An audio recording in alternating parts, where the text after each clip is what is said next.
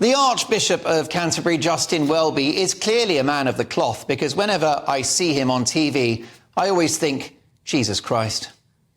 Who knew that being the Archbishop of Canterbury and therefore the head of the Church of England was a role more political than Prime Minister? But Welby, another prime example of the pampered, unelected, out-of-touch elite, has decided to weigh in on the complex issue of illegal immigration into this country, calling the government's plan to stop the boats morally unacceptable. You'd think, wouldn't you, that he'd have better things to do, like comment on the huge social and moral problems facing this country, the collapse of the family unit, broken homes, and an explosion in crime and antisocial behaviour. You'd think he'd be more focused on growing some money. He's got a financial crisis growing within his own organisation. You'd think he'd worry about that as they consolidate parishes and try to save money, not helped by his decision to create a fund that will effectively pay reparations for the Church's debatable links to slavery.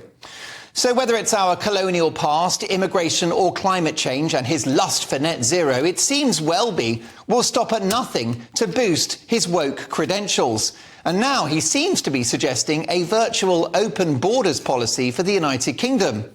How can he possibly frame Britain as a non-welcoming country, given that net migration was over 500,000 last year, and which is tipped to be an eye-watering million people this year? Don't forget, this country's population has swollen by 7 million in just 2 decades. Is that not enough? Look, I'm sure that he's a very nice man, but Welby is no different to the likes of Gary Lineker, a privileged celebrity insulated from the real-world consequences of his virtuous pronouncements. I doubt that Welby struggles to get a GP appointment. His accommodation is lavish, and with these comments, he appears completely unaware of how small communities around the country have been impacted by thousands of people accommodated in local hotels at an eye-watering cost of 6 million people a year. The illegal migrant crossings are an economic, national security and humanitarian disaster. They are based on a cruel and criminal business model. People have perished on those crossings, and the Mail recently reported that 19 suspected terrorists, including 5 linked to ISIS, are living in a taxpayer-funded migrant hotel as we speak. Are terrorists morally unacceptable, Mr. Welby? And let's be honest, old woke Welby's chosen the wrong week to wag his fingers at the public after being convicted of speeding and fined £510, including a victim surcharge. Where was he going in such a hurry? It clearly wasn't heaven. The holier-than-thou Archbishop, it turns out, drives in mysterious ways too. Apparently, he didn't get the letters from the police about breaking the speed limit. I can only assume he was distracted and reading The Guardian or something.